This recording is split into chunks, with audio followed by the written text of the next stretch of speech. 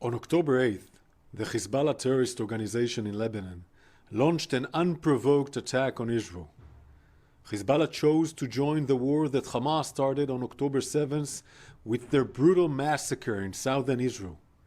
Since then, Hezbollah has fired over 9,500 rockets at Israeli homes, families, and communities, forcing 60,000 Israelis to evacuate their homes. Hezbollah has openly declared that it plans to carry out its own October 7th massacre on Israel's northern border, but on an even larger scale. They call this plan Conquer the Galilee. For years, Hezbollah has been planning to do in northern Israel what Hamas did in southern Israel on October 7th. Invade Israel, infiltrate civilian communities, and massacre innocent civilians. To make sure that Hezbollah can never carry out such an attack, and in order to enable all 60,000 Israelis to safely return back to their homes in northern Israel, the IDF is taking action. Hezbollah planned to launch their October 7th attack from villages across southern Lebanon, where they have been building up their arms capabilities and forces for the last 2 decades. Hezbollah also dug tunnels under homes in these villages close to the border with Israel. Tonight, we are declassifying a series of IDF operations conducted since the beginning of the war, aimed at dismantling Hezbollah's terrorist infrastructure and capabilities in the area of the Israel-Lebanon border, as part of our efforts to make sure that the residents of northern Israel can return to their home in safety and security without the threat of Hezbollah on their doorstep. During these operations, IDF Special Forces entered into Hezbollah compounds in dozens of locations along the border with Israel, collected intelligence, dismantled Hezbollah's weapons and terrorist infrastructures. Our soldiers entered Hezbollah's underground infrastructures, exposed Hezbollah's hidden weapon caches, and seized and destroyed the weapons, including advanced Iranian-made weapons.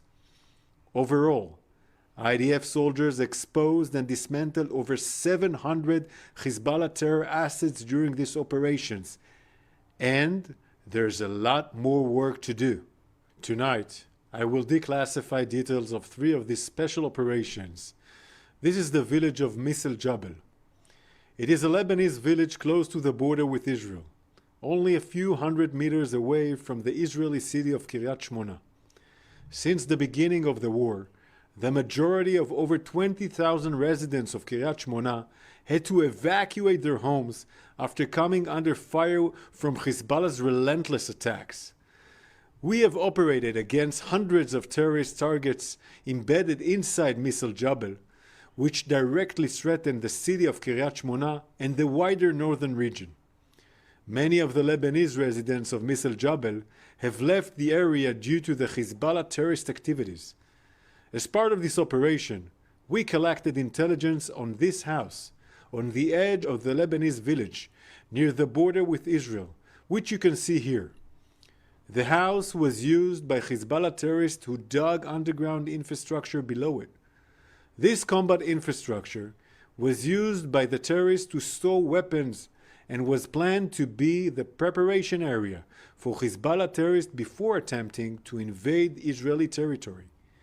During the operation, the troops conducted a targeted raid on the house and revealed a large amount of weapons stored on the ground floor. In the basement, our soldiers found an elevated platform built to hide a shaft that led to an underground tunnel.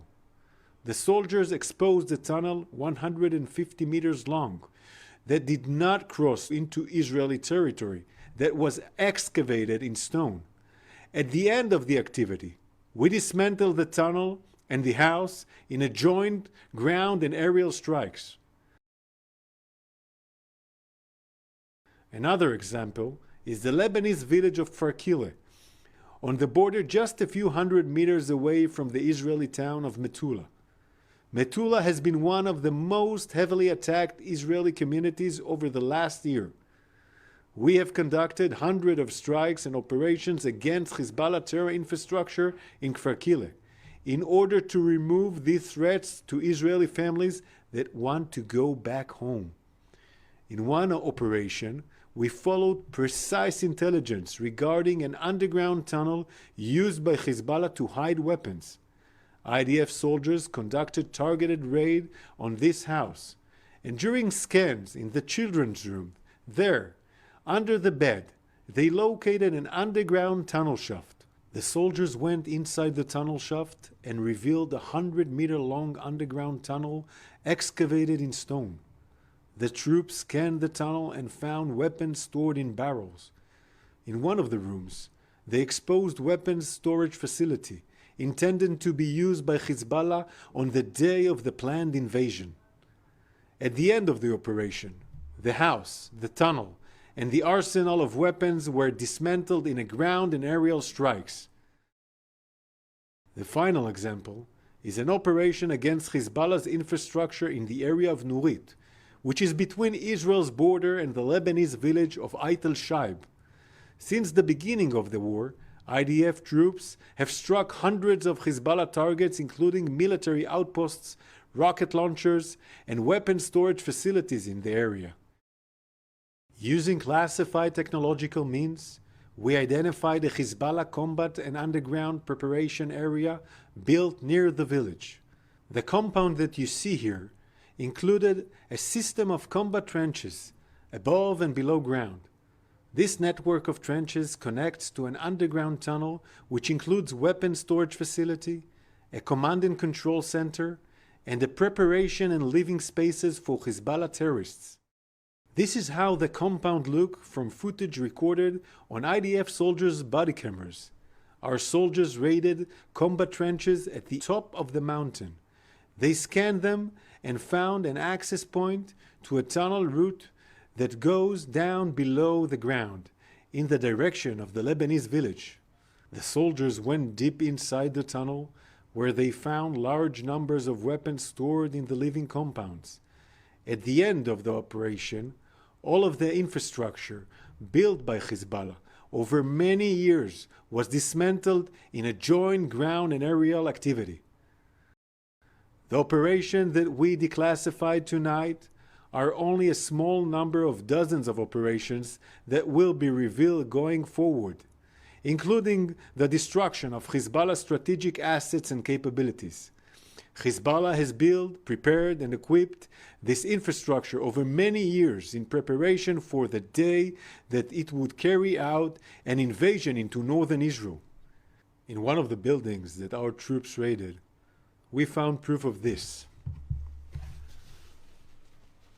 This is a map that Hezbollah planned to give its terrorists at the time of a wide-scale invasion into the state of Israel, as part of its Conquer the Galilee plan to carry out an October 7th massacre in Israel's north. As you can see on the map, there is a key marking Israeli communities, IDF posts, access roads, and targets for attack. We found this map on one of the compounds that was supposed to be used by thousands of Hezbollah terrorists on the day they carried out their invasion. Our precise operations against Hezbollah throughout the war have degraded Hezbollah's ability to carry out an October 7 style invasion along our northern border. Israel warned Hezbollah that it will bear the consequences of its attacks against Israel. However, Hezbollah continued its aggression. It continued to expand its range of fire against Israeli civilians and continued to drag the people of Lebanon towards a wider escalation. Our war is not with the people of Lebanon. It's with Hezbollah.